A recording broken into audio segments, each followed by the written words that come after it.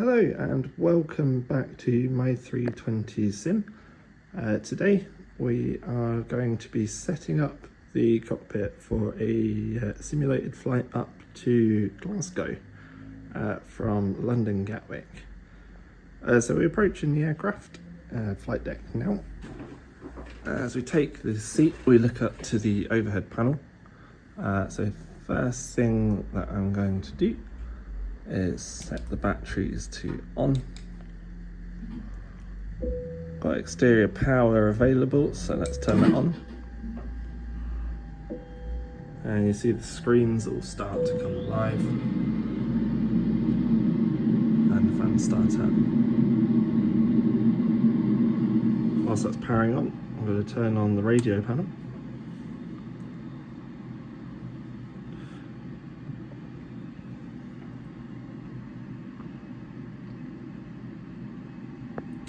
Okie dokie. So I can go in now and do the APU fire test. So I come up here and I press the test button and hold it. And we've got the two lights up there. That's the warning with the bell. And we have the warning on the upper ECAM screen. And repeat for engine 1.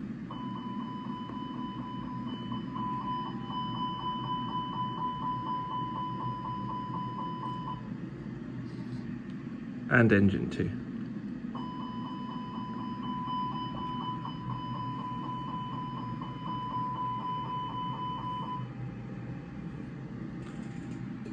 Okay, so the next step is to get the ADIRS aligning. So we do 1, 2, 3. And we come down here, and this is when we then look to start the APU if we wanted to.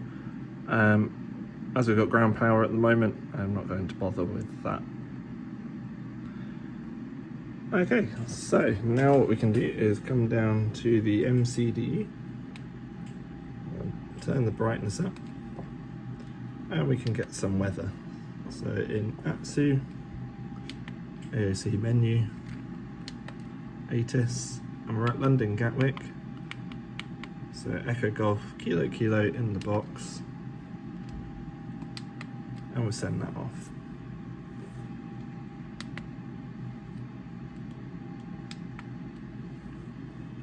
So whilst we're waiting for that to come through, I've got the flight plan loaded up from SimBrief up on the iPad. You can see today we are Easy 898 uniform in an Airbus A320 Neo. We've got a total en route time just over 1 hour.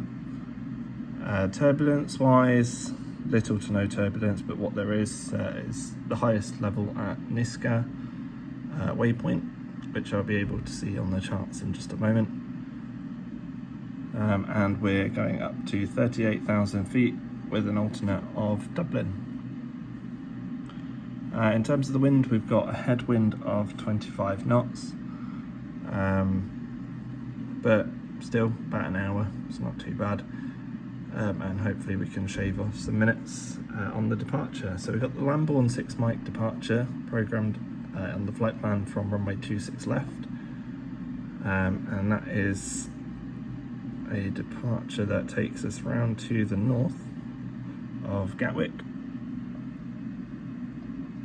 So we take off on the westerly heading, climbing up to 4,000 feet in a right hand turn with a limit of 220 knots. And then usually around here we can expect to get high level around flight level 110 to 120 for example, at which point we'll go for open climb, pull the speed back and try and rocket it up there in order to try and get a shortcut around here to take us up to the north, and that will cut off all of this section of the SID, taking us up over central London. And that should save about 5 or so minutes. Got an overview of the flight plan here, and Niska waypoint where we can expect that turbulence. Let's have a look.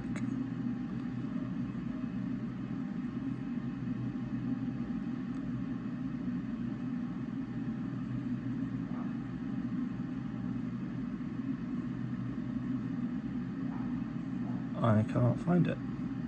Not to worry. Okay, so brilliant. We've now got the ATIS weather received on the MCDU. So what can we learn from this? So for Gatwick, they're using runway 26 left, as the flight plan has assumed. Scrolling down, so we've got the winds in the top right, 240 at 9 knots, temperature of 20 degrees, QNH 1019, and what we can do is make sure that that's set, which it is 1019, and we've got 1019 down on the PFD. So now what we would do is, in the performance calculator, we would enter in all that detail. I've done that for now, and we can see that we are structurally limited. So weight-wise, we're not a problem. Gatwick's got a nice long runway, not limited on the weight, payload and things other than the structural limit of the aircraft. Okay, good. So back to MCDU menu, and we'll go to the FMGC. So now what we can do is going back up to the overhead panel, we'll start the setup. So crew supply can come on, ground control comes on, and the CVR test. And we heard the beep. Strobe lights can go to auto, nav and loco to position 1. No smoking auto, emergency exit lights are armed. Excellent. And now we come down to the ECAM. So you bring up the electric page, and then what we do is turn off both batteries. Check that they're off on the ECAM, which they are. And then what we do is turn them back on again, checking the amps on the charging of the batteries as it comes on, which they're both fine. And then as we're in a refueling state, we can turn on the outboard fuel pumps. We leave the centre tanks off and the seatbelt sign switched off. And then just flying up the panel, everything else is fine. Good.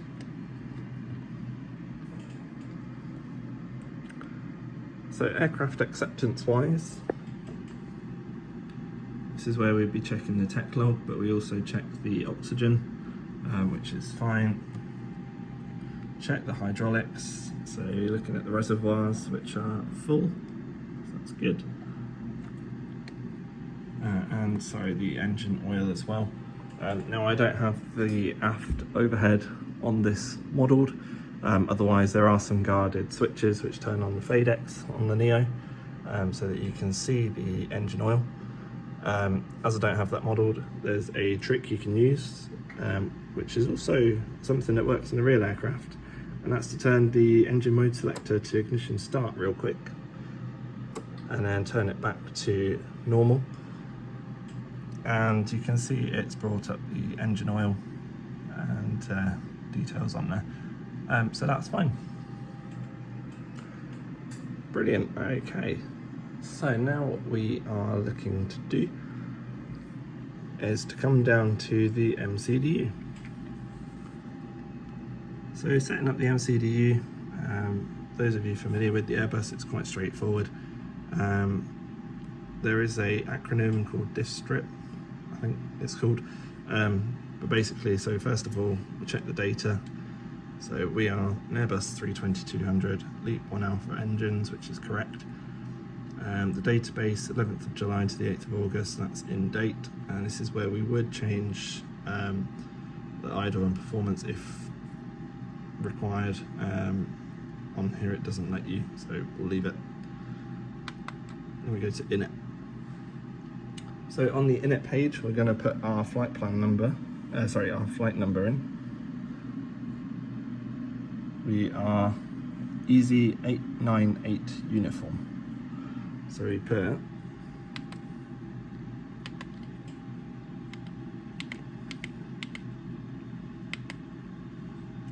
Easy 898 uniform in the flight number box, and you wait for about 5 seconds before we request the data link for all of the details for the flight plan. It's about there. Let's request that.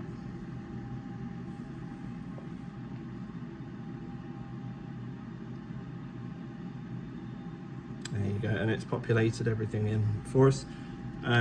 In the real aircraft, it doesn't give us the cost index, the flight level, or temperature, and I don't think it gives us the tropicals either. So these are things that would be blank boxes still. But in the fly-by-wire, it's quite good. It gives you these details. Things to change, so on our flight plan, it's got the cruise temp of -54. In the box it's got -52, so we can put /-54 in there. And we've also got tropicals 39,067 feet.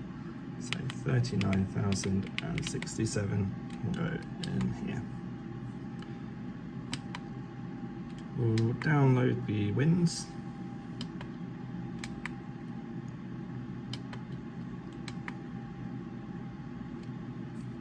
Like so. And that's it for the init page. So then we can go to the flight plan.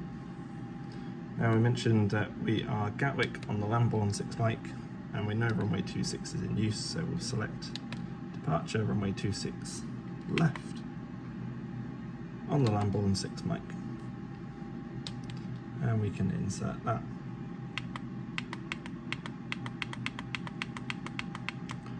We've then got all the waypoints. Go to the end.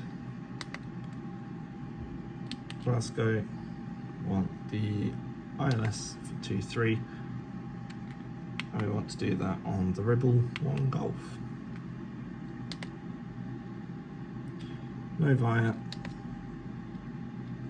and we insert. So then we would go to the secondary, we would copy the secondary, but it doesn't work on here, and then we would create our engine out standard instrument departure. Can't do that on the fly-by-wire just yet. So we go to RadNavs. This is where we would input any VORs, NDBs requirements for the departure. As it stands, I'll leave it all for auto-tune. In the progress box, we're going to put our departure runway and the bearing distance, should we have to come back. And then we go to init page 2.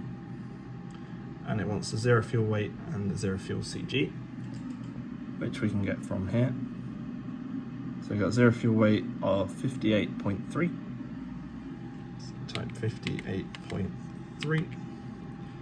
And center of gravity standard of 30. Block fuel. Now we've not started refueling, but on the flight plan, we've got a planned block fuel of 5.5 tonnes. You can see that just down here. Currently on board we've got 2.6, but we'll put 5.5 in the block fuel for when the refueler comes. And we've got an alternate fuel on the plan, 1.5 tonnes. So 1.5 in the alternate box. And that's it for the MCDU setup. Okay, so then we would continue our scan down, so make sure the thrust levers are idle, spoilers are retracted, which is fine. The flaps are in agreement with the setting on here. So we've got flap 0, and we've got flaps fully retracted, so that's fine. Parking brake is set. And that's all good. We can then tune the radios. So for Gatwick delivery, we want 121955. Gatwick ground 121805. You can find those frequencies on the departure charts. If we go into Gatwick, and you can find the frequencies on the chart.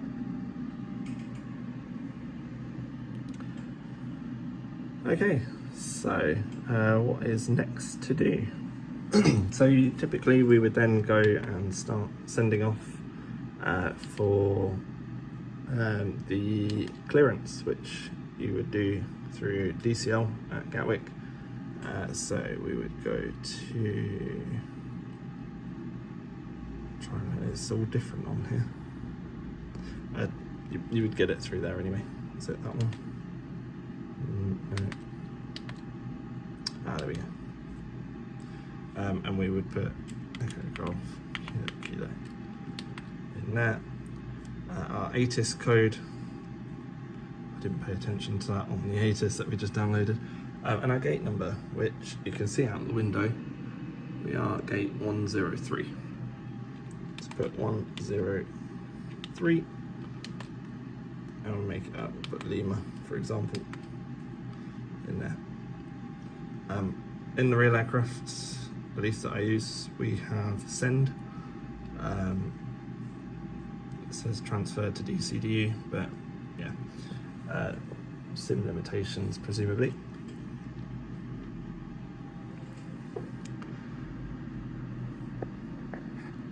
Okay, to the next bit. So we've completed the setup of the MCDU and we've done the initial cockpit setup. The refueler has come along and you can see the aircraft is now being refueled and we've got boarding commencing in the background. So what's next is to set up the autopilot side of things for the departure. So looking at the chart, we can see around the corner we've got to be 1500 or above at 2.3 from India Whiskey Whiskey, which is the ILS identifier. And when we cross that point, we've got a speed limit of 220 knots around that turn. When we come out of the turn, we've got to be 3,200 or above when crossing 31 miles from Detling, which is the VOR all the way over here. Now that's at 3,200 or above. What we want is the most limiting, so the first stop altitude basically, and that would be this one, so 4,000.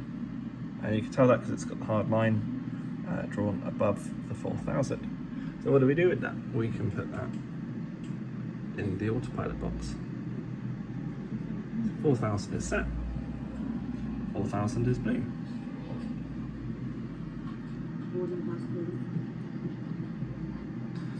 And now that we've got the route all programmed in, this heading should be dashed out,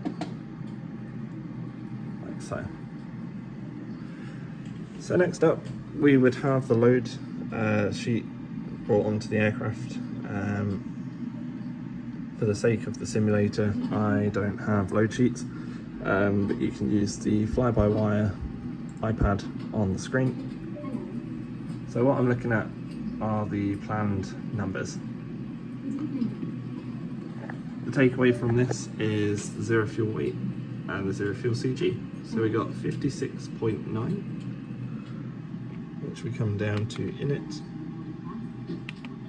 page 2, I put 56.9 slash, and our centre of gravity 32.7. So we put 32.7.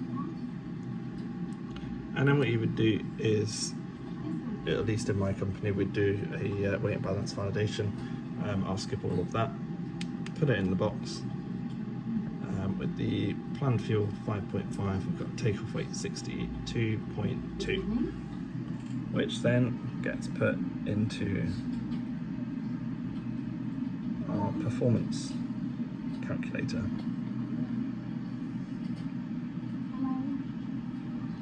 And it gives us our performance. So we got a V1 of 135, a VR of 138, and a V2 of 139. We swapped one for takeoff, flex temperature of 68. Our engine out today is 1026.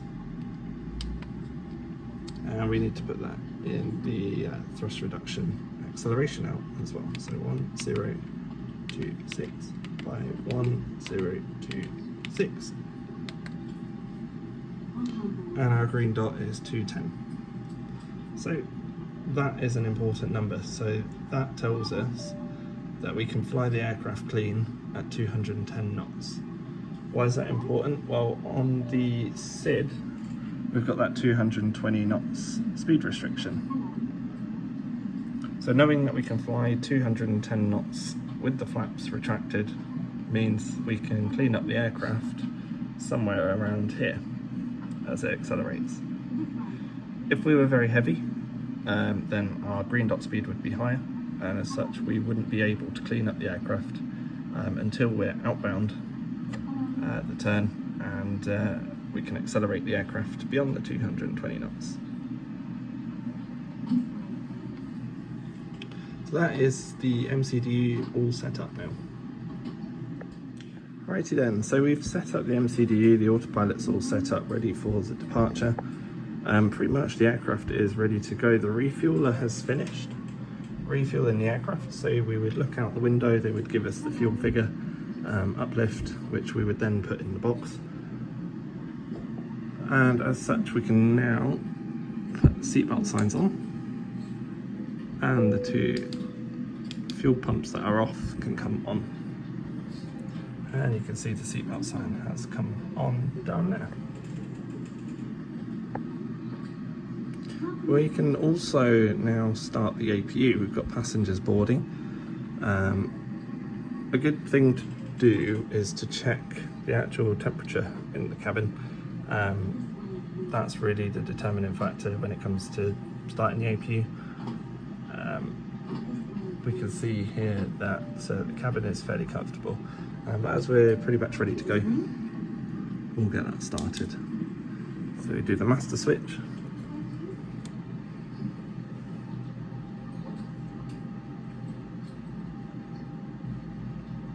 Got the flap open message. And we can press the start button. You don't always have to wait for the flap open message. The APU will delay starting until the flap is open, at least as far as I'm aware. So you really can just go master switch and then start, but to each their own.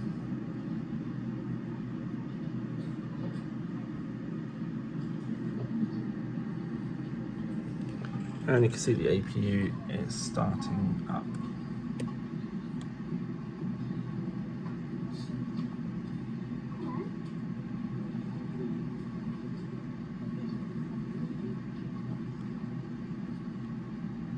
And the APU is now available, and you can see that from the screen as well as the green light that comes on. So next thing to do would be to start a timer. We push the button, the timer starts to run, and we're waiting for 1 minute on that. So after 1 minute we can then bleed the APU with the switch just here, and then a further minute we can then turn on the first of the packs.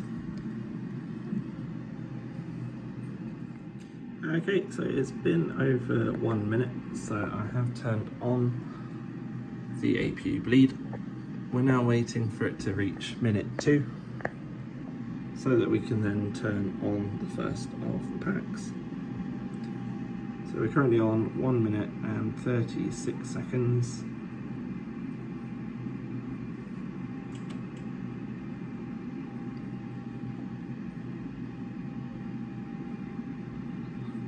We'll then be waiting to hear the ground crew give a signal about removing the ground power. So you'd hear a knock, usually like this, on the side of the aircraft, at which point we'd look out the window, see somebody asking to remove the ground power. As we're on the APU, we can disconnect the ground power.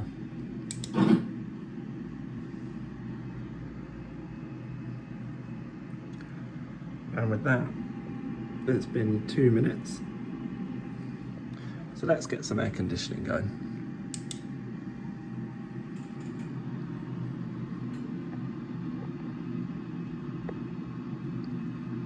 So really all that remains to do now is to run the checklist, which I have got an Airbus checklist here that you can run. We would run the cockpit preparation checklist. We'd do a crew brief for the departure. So as I'm pilot flying, I would run through starting from the beginning really, so from the pushback, which direction I'm expecting to face, all the way down to which taxiways I can expect to get, which holding point to expect, and then I would talk my way through how I plan to fly the SID. So do I plan to fly it by hand? Do I plan to just get it on the automatic straight away? Am I expecting a shortcut? What am I going to do if I get a shortcut? Sort of things like that. And then we'd also obviously discuss threats to the flight, threats to the departure, so we can come up with solutions now, rather than when we're in the thick of things, should something happen. Once the briefing is done, the cabin crew are usually finished by boarding, so they would be asking if they're okay to close up. Once the last minute changes have been done to the weight and balance of the aircraft and the paperwork is all signed, we would say goodbye to the dispatcher, tell the cabin crew that we're happy to close up, and then what they would do is they'd slam the door, and then they would go about shutting the cabin doors on the aircraft. Okay, so we are pretty much ready to go now. So all that remains is to ask the ground crew for their checks. Departure check completed. Bypass pin inserted. That was good timing. So the ground crew have told us that all their checks are complete, and they would usually have the tow truck connected. So there we go, you can see the tow truck is now connecting thanks to GSX. And that's our cue to then contact Gatwick delivery to request pushback. So we'd call Gatwick and say, Gatwick, good afternoon, Easy 898 uniform with a PDC QNH 1019, stand 103 ready. And then we get something along the lines of Easy 898 uniform, Gatwick delivery, stand 103, hold position, contact ground 121805. To which we would respond and then switch frequency.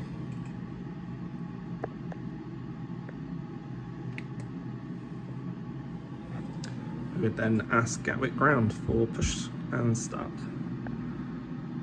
So Gatwick ground, good evening, Easy 898 uniform, stand 103, request push and start. And they would say something like Easy 898 uniform, stand 103, push and start approved. So once that's read back, pilot flying will switch on the beacon light, and then the transponder would get set to auto, and then we'd run the before start checklist. Once that's done, we'll ask ground for pushback.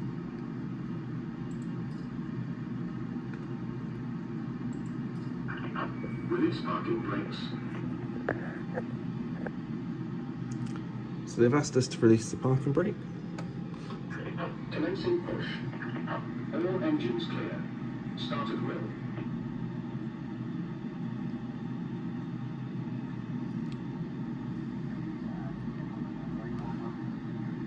Okay, so we have clearance to start the engines from the ground crew. We're in the pushback. So we would go starting engine 1, engine mode selector.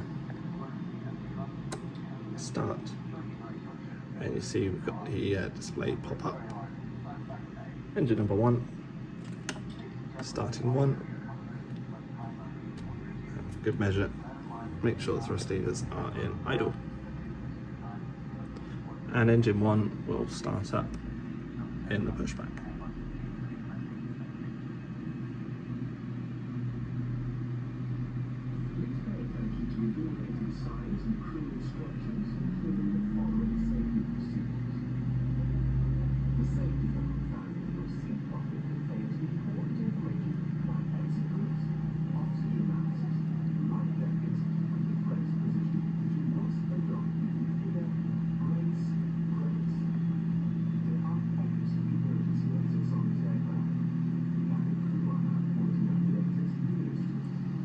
Now, as we're quite close to the runway for departure from this gate, it is just over here, we will go for the second engine start as well. So we'd ask around that we could start engine 2, they would say you're clear on 2, starting 2. Engine number 2, starting 2. So before we do, we make sure out the window we are definitely stopped, which we are. Parking brake, set.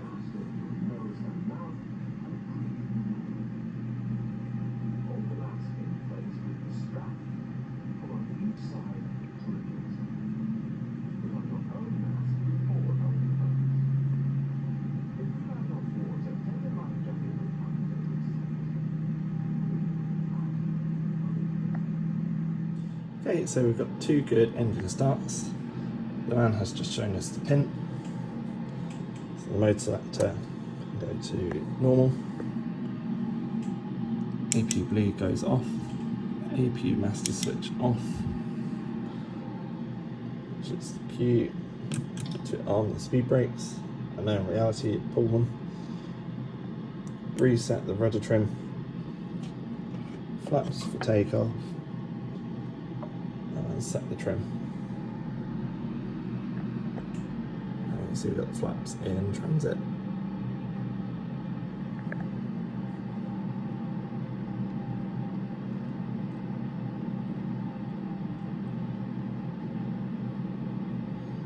Good. And then we can check status page. Everything's normal. And we can run the after start checklist.